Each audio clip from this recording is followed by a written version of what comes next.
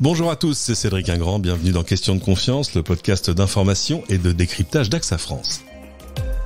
La finance responsable séduit-elle enfin les Français? Considérée il y a quelques années comme une tendance, l'épargne responsable a désormais largement dépassé le simple effet de mode pour gagner en légitimité, en volume aussi. Alors, combiner éthique et performance, forcément, ça donne du sens à son épargne. Pourtant, si on observe une très nette montée en puissance de cette finance responsable, aidée entre autres par l'effet Covid, il n'est pas toujours facile d'y voir clair pour les épargnants. Et puis d'ailleurs, qu'est-ce que c'est qu'un placement éthique, au juste? On en parle aujourd'hui dans cet épisode avec une experte, s'il en est. Elle est directrice générale de Novétique. Bonjour Anne-Catherine Husson-Traoré. Bonjour.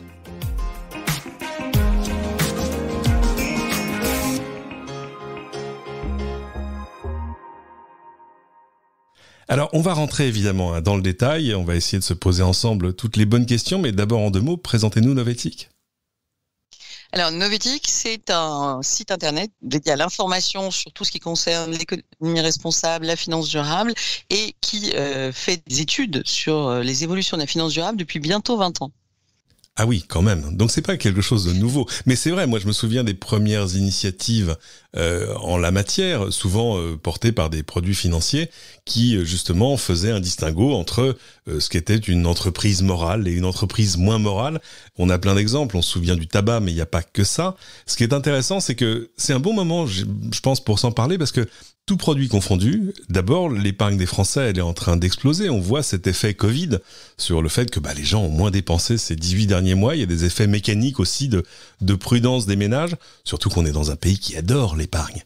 Le taux d'épargne des ménages enregistré ainsi au deuxième trimestre 2020, c'est 27%. Ça, c'est le bloc-notes éco de la Banque de France qui nous le donne. Ça représente quand même près de 3 fois le montant épargné en 2019, c'est-à-dire 33 milliards d'euros au second semestre 2019 contre 110 milliards au premier semestre 2020. Non seulement il y a donc cette épargne qui explose, et puis quand on demande aux Français ce vers quoi ils aimeraient pouvoir aiguiller leur épargne, on voit qu'il y a quand même une appétence pour l'investissement responsable. Il y a une enquête de l'IFOP de 2020 qui nous dit que 62% des Français déclarent accorder une place importante, entre guillemets, aux impacts environnementaux et sociaux dans leurs décisions de placement. Bon, ça c'est déclaratif. C'est les mêmes qui vous disent qu'ils aimeraient regarder de l'opéra à 20h35 sur toutes les chaînes, vous voyez ce que je veux dire. Mais il y a quand même... Non, ils le font vraiment pour l'épargne en fait. C'est là-dessus que je vous attendais. Il est vraiment en train de se passer quelque chose ?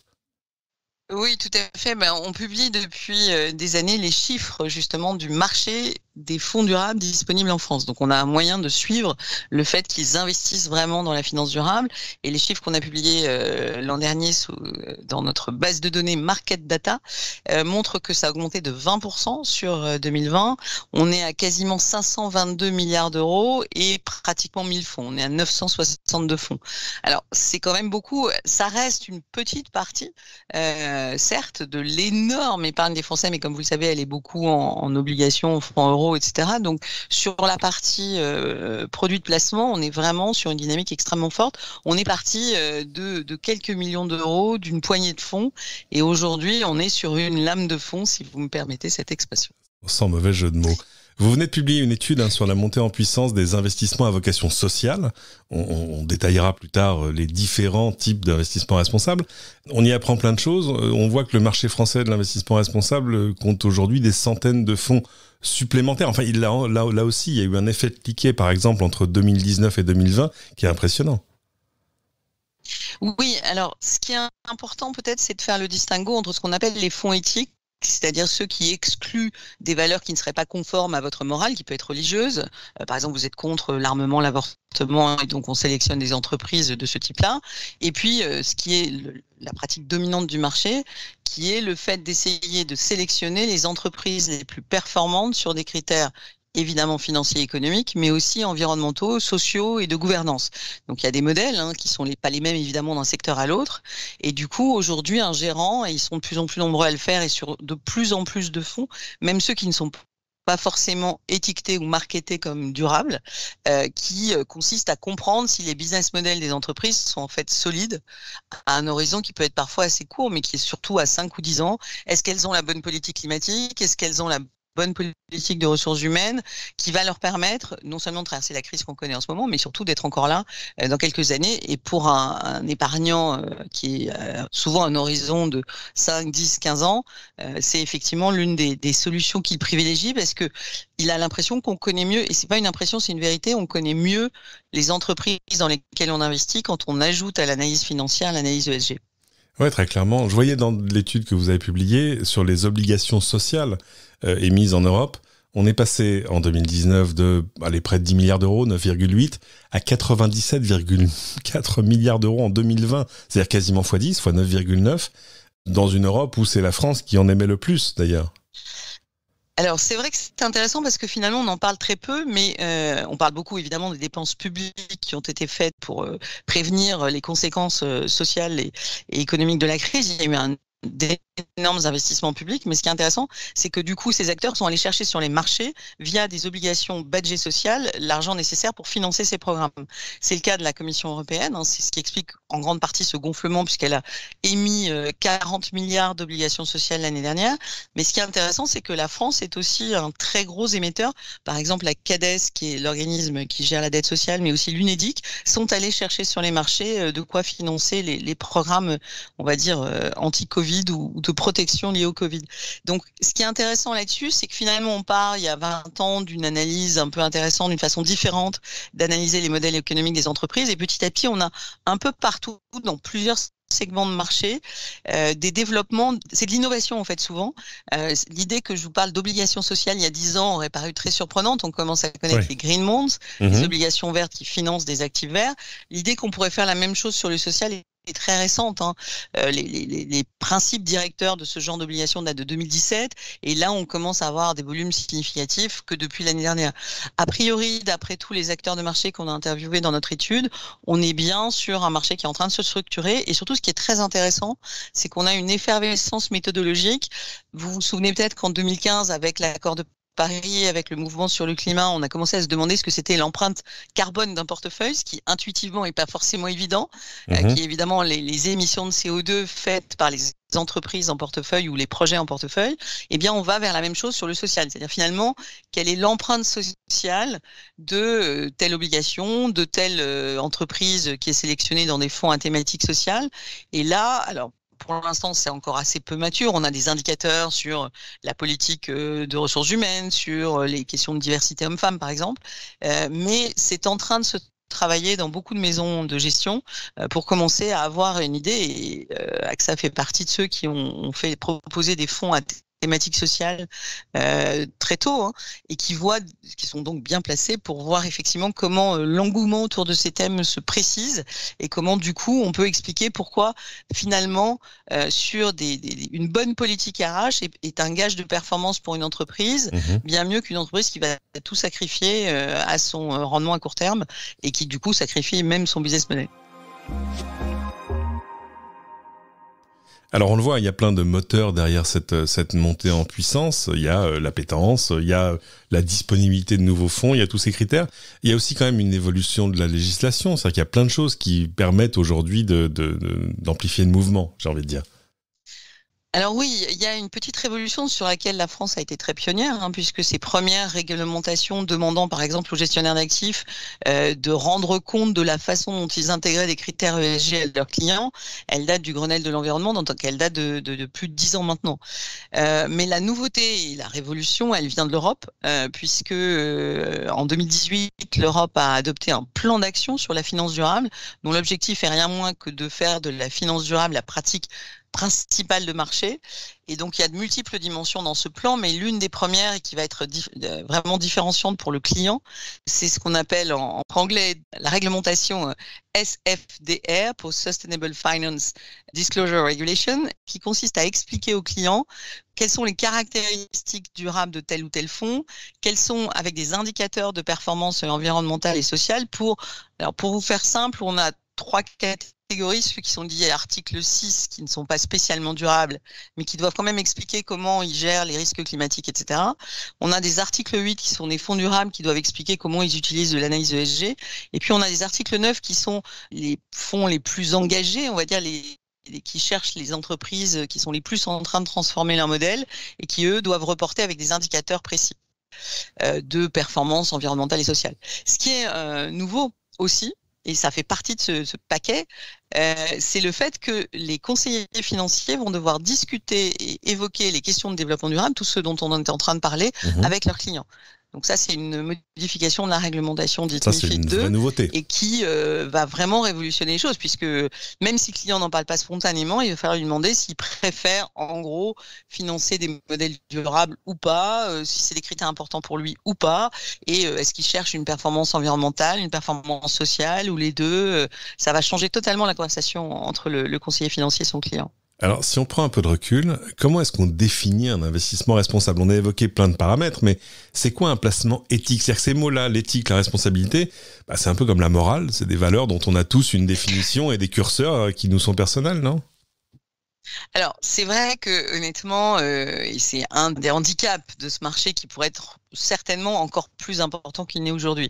C'est le fait qu'il y a une espèce de jargon et que surtout, ça a été un facteur d'innovation énorme. Donc, chaque maison a défini ses propres critères de ce que peut être la finance durable, l'investissement responsable, de où elle mettait le curseur, etc. Donc, chacun a fait du coup une espèce de nuage pas très clair sur chacun a sa propre définition. Et puis, si on prend un client, quand on parle d'éthique, par définition, chaque client a la sienne, selon ses convictions, selon plein de choses.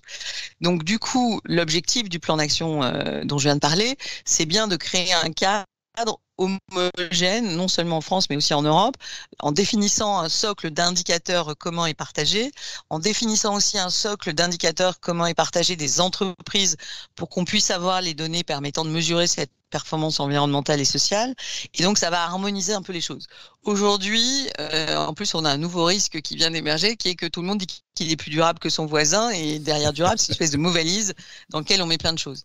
Donc, en attendant, le plus simple pour se repérer, c'est de se fier au label existant. J'allais y venir. La particularité d'avoir... Parce qu'évidemment, pour l'épargnant qui, lui, rentre dans cette jungle de produits financiers qui sont tous différents et dont chacun tire la couverture en disant « je suis plus responsable, plus durable que l'autre », il y a quand même des labels qui permettent de se repérer? Alors oui, et puis surtout, ce qui est important, c'est que justement, c'est beaucoup d'autodéclaration, donc le label permet de vérifier que la maison dont on regarde le produit a bien fait vérifier par un tiers externe et indépendant les caractéristiques ESG ou durables de son fonds. Et donc ça, c'est un atout énorme puisque le label ISR, qui est un label public porté par le ministère des Finances. Donc l'investissement socialement responsable, c'est ça, ISR, oui. Et des pouvoirs publics sur la qualité du process mis en place. Et donc ça ne peut pas être des fonds qui 24 heures plus tôt n'étaient pas durables et 24 heures plus tard sont tout d'un coup devenus durables.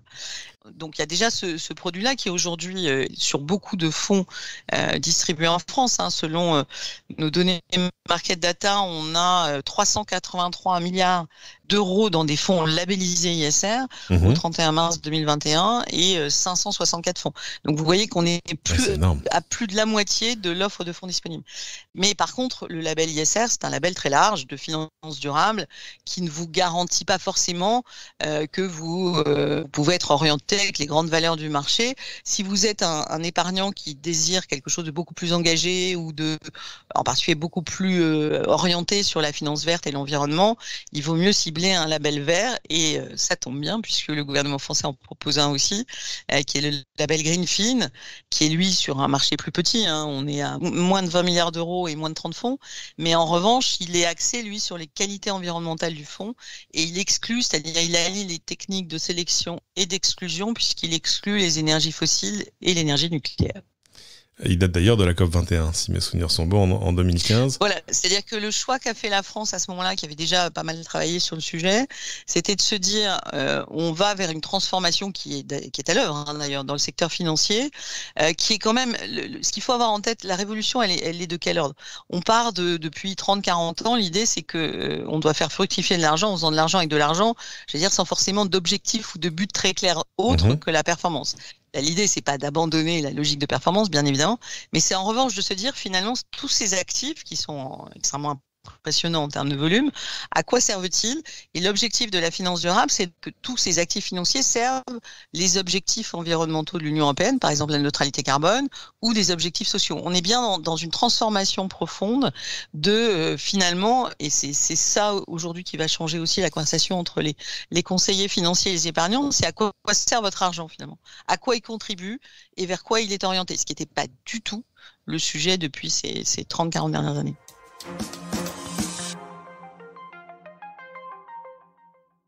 Si je cherche aujourd'hui un produit d'épargne qui intègre ces valeurs, je les trouve presque partout. Il suffit de pousser la porte de ma banque qui va me trouver des produits qui satisferont à ces paramètres. Alors aujourd'hui, très clairement, tous les grands réseaux, toutes les grandes sociétés de gestion françaises ont une offre et une gamme qu'ils mettent de plus en plus en avant. Alors c'est assez hétérogène, mais globalement, il y a beaucoup de ces grandes maisons, et AXA en fait partie, sont dans des stratégies de déploiement massif, et donc ce qui veut dire aussi de formation massive de leurs conseillers financiers. L'idée étant que on peut pas, le conseiller financier va se retrouver face à des clients qui vont avoir des degrés de compétences et de connaissances du sujet très variables, mais il doit être en capacité de leur expliquer, de leur justifier la présence de telle ou telle entreprise dans le fond, les caractéristiques des labels, toutes ces choses qui sont pas intuitives. Donc, ce qui est intéressant, c'est que les acteurs financiers qui ont vraiment choisi, et en France, il y a une dynamique extrêmement forte là-dessus, de valoriser les produits durables qu'ils ont dans leur gamme, ils le font avec un programme d'accompagnement ambitieux. Et c'est ça qui est vraiment intéressant, parce que c'est le seul moyen de réellement changer la conversation entre le conseiller financier et son client. Ma question, c'est le fait qu'on peut trouver ces produits-là dans tous les produits d'épargne, que ce soit mon livret d'épargne, mon assurance vie, mon épargne d'entreprise, mon PEE, mon PERCO, etc., etc. Oui, tout à fait. Je dirais même plus, la loi Pacte prévoit même que dans l'assurance vie, alors dès 2020 et avec une accélération en 2022, on doit pouvoir proposer au moins un fonds labellisé ISR, Greenfin, mais aussi Finansol, qui est le label pour l'économie sociale et solidaire. Donc, nous, on le voit dans nos chiffres, hein, il y a eu, une mécanique d'incitation pour tous les réseaux d'assurance vie à proposer ce type de produits qui sont en plus un élément d'attractivité pour investir en unité de compte versus fonds en euros, qui sont effectivement une problématique du secteur. Donc, avoir des produits responsables, c'est donc pas juste une bonne idée, c'est la loi en fait. Alors, c'est la loi de vous le proposer, c'est évidemment pas la loi que vous le souscriviez. Bien sûr. Donc, c'est pour ça qu'on est quand même toujours sur des réglementations très incitatives visant à mieux faire connaître une offre, Et donc là aussi, ce qui est intéressant dans la démarche française et européenne, c'est qu'elles convergent dans le même sens, qui est de changer, puisque en plus, dans notre cas, on a des volumes d'épargne extrêmement importants, de mieux faire connaître au client final les possibilités qu'il pourrait avoir. Et dans toutes les études, ils manifestent de l'intérêt pour ça, de placer son épargne, j'allais dire évidemment de façon judicieuse en termes financiers, mais aussi judicieuse en termes environnementaux et sociaux.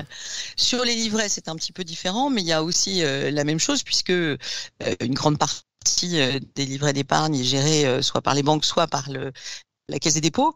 Et donc, dans ce cadre-là, il y a aussi très clairement le fléchage de cette épargne vers de la rénovation thermique des logements sociaux, vers des programmes qui servent à améliorer les performances environnementales et sociales du parc, en particulier de logements sociaux français. Donc, on est bien sur une espèce de transformation qui est encore, à mon grand regret, méconnue des Français, qui est le fait que l'argent qu'ils ont cumulé à travers leur épargne est aujourd'hui, à travers ces mécaniques qui sont plus incitatives qu'obligatoires, mais qui sont très intéressantes, permettent de mobiliser cette épargne au service de la transition et de la transformation de l'économie française et au-delà européenne et plus globalement.